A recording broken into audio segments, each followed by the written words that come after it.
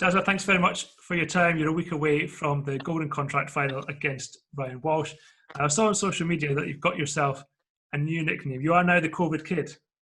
Now I'm the COVID Kid, yeah, because last time when we were supposed to fight before this fight was rescheduled for the Golden Contract final, I tested positive for COVID-19. So now I thought I'd go with it, make the most out of it. A bad situation, call myself the COVID Kid. We've got to smile in these times. I suppose it's obviously affected everyone, but I think you've said that it's benefited you to have these extra couple of months.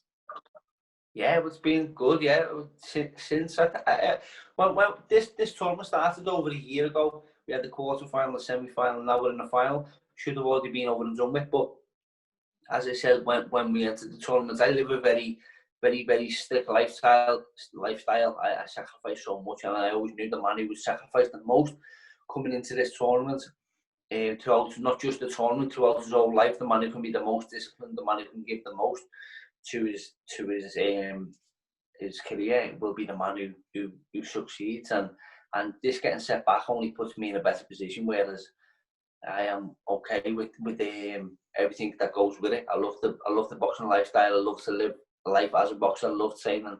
So everything that goes with it just means for me that I get more time, more sparring, more time in the gym with the people who I love. So yeah, it benefits me massively.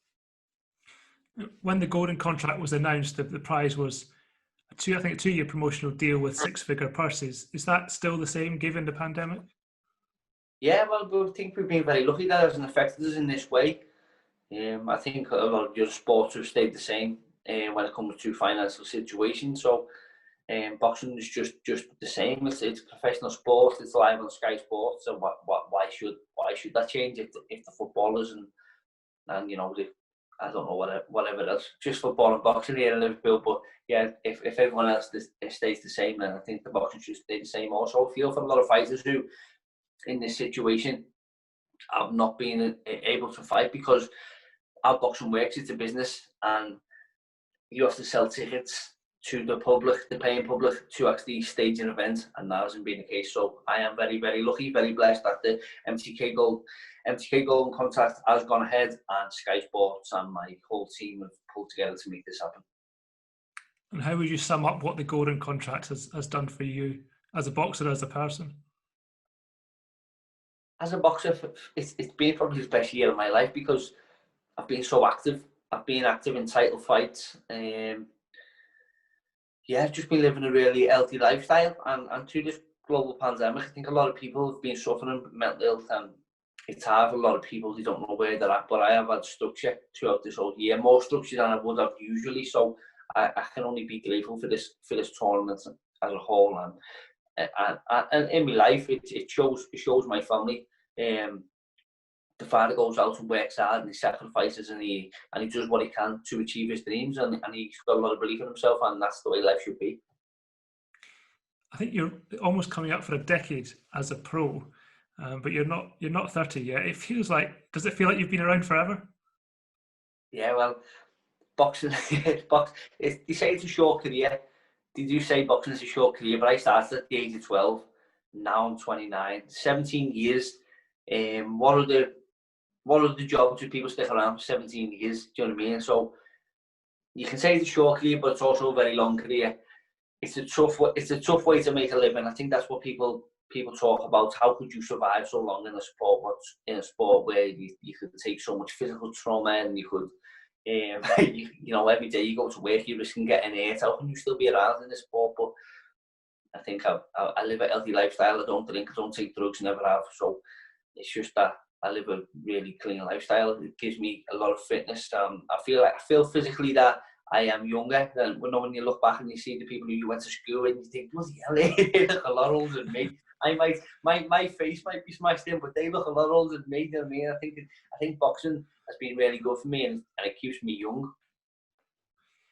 Some of your highest profile fights, you look at the Rigondeaux fight, the Ward fight, have ended in defeat. Was there ever a point where you thought you just couldn't carry on anymore? If you got to that level, and maybe, I know there were, things happened with Rigondeaux, for example, especially, but did you ever think, maybe not for me anymore?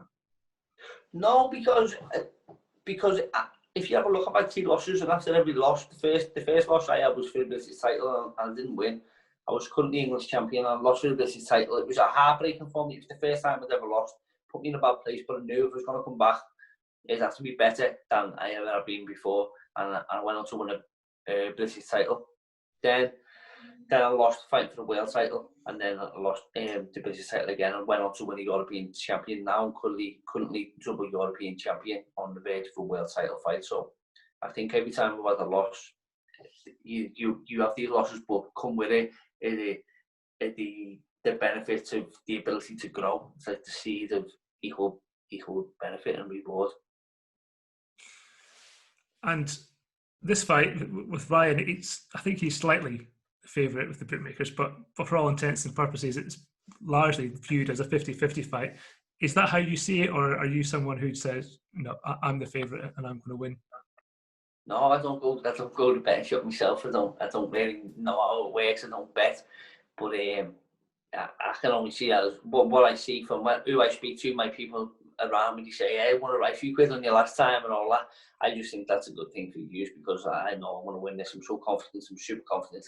I haven't done what I've done in preparation to mess this up, and that's how I see it. It's mine to mess up. And I mentioned the 2-year deal that's on the table. Should you win, it's not often in boxing actually that you have such security. You can sometimes, maybe you might know this yourself, but you go from fight to fight, maybe not knowing when the next fight would be. How much would that 2-year contract do for yourself and I guess your family as well?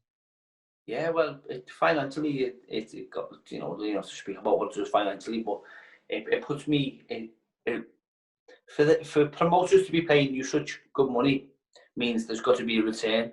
Return for a promoter means they have to elevate my career. My career to be elevated means I have to win a world title. The end goal for me is to win a world title, so that's what I get out of it. I get pushed towards a world title. So the money's nice, the activity is really nice. It's nice to be in the gym, nice to be living a healthy lifestyle, and it's just really, really nice with the prospects of it, and I cannot mess it up. Liverpool has been one of the most badly affected areas. Has training been okay? Have you managed? I guess you'll have a private gym, but you've managed okay? Yeah, well, I live in lockdown. This is my life. My boxing career is actually a global pandemic. That's what boxing's like for me. It's like not much has changed for me. Not much at all. I'm lucky to have a great partner who looks after my kids. I've got 3 kids at home, and she looks after them. They're still going to school. And I'm just sacrificing in my bubble, my own little bubble anyway. So, yeah, not much has changed for me, but I also do carry a lot of compassion for the people who are suffering bad from this because it is a tough time for everyone. Of course, Liverpool is a huge boxing city. Is it on your mind that you come through this, hopefully in 6 months or so, you can have a fight back with fans? I'm sure it'll be easy to sell tickets at the best of times, but given no one's been at a fight for a year, they'll be flying off the shelves. Definitely, yeah, and it's nice to know that when my fans do come back, it's like I want to do this for them as well, and it'll be nice. You do this for your community, don't you? Do you know what I mean? You see your community get pleasure out of seeing someone of their own going to do big things, and when I do come back to fighting in front of a crowd, it'll be a bigger and better stage. So we'll all be buzzing. It's great for us all. I can go and live my dreams. They can go and have a great night, and yeah, it's amazing. Really, I am grateful for the support.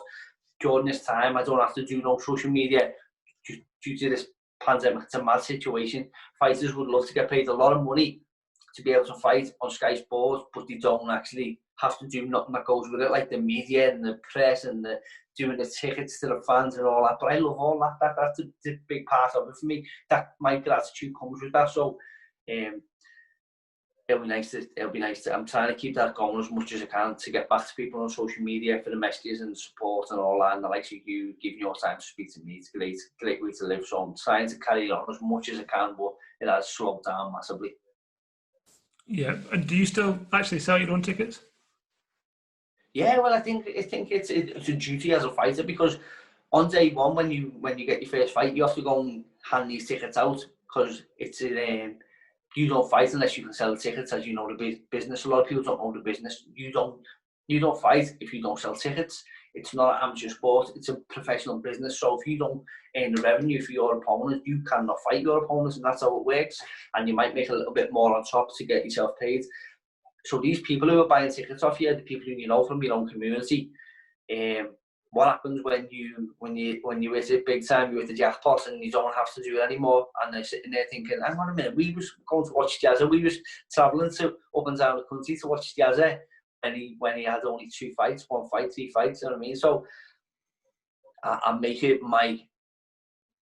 it's a duty to me to still get the tickets for the people who've always been there. There's about 100 people who I know personally who get these tickets and say, I've got to go meet these people and I've got to give them their tickets, because I'll never forget when I was walking before the fight in the snow to go and sell tickets, you know, things like that, little things like that. And I always appreciate these people who support me from day one, so I try and keep it just the same as it's always been. But it is getting harder and harder. It's certainly, I think boxing is certainly unique in that way, and the way that people do support their own, if you want. But now we're in a situation where, okay, people like yourself are okay for fighting and you appreciate that, but for the younger guys that you mentioned who do have to sell their own tickets right now, it's hard to see when they're going to be able to do that, because you just can't have those fights without fans.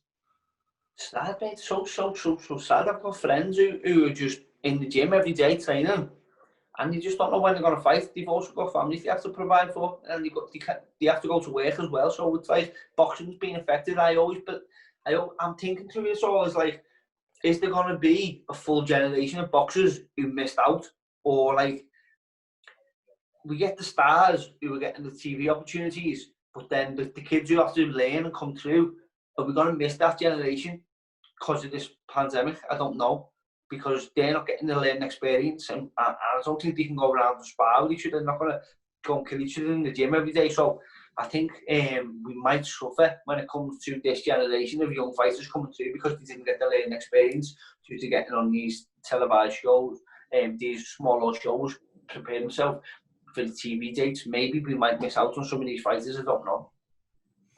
Are you aware of anyone who's maybe had to take another job in the meantime and maybe fallen away from the gym or anything? Yeah. There are 3 lads who I train with: Mishak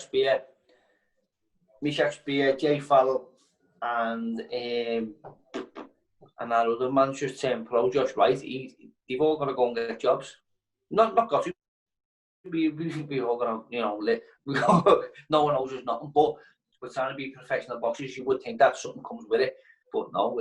These people have actually now got to get a job, and you've got to go to the gym too, and you've got to run, and you've got to have an early night, and you've got to diet. You know what I mean? So life's just got harder for them, and I've seen that the government put out funding, didn't they, for sports, but professional boxing, as it is, it's an independent business, and I understand why it didn't go to the boxers, because a lot of people abuse the sport. A lot of people do abuse the sport, but for the amateur boxing, definitely there should have been money granted to the amateur boxers, because there's people in the gyms every night giving time to these kids that don't get nothing out of it. Do you know what I mean? So there should have been money given to the amateur boxing system.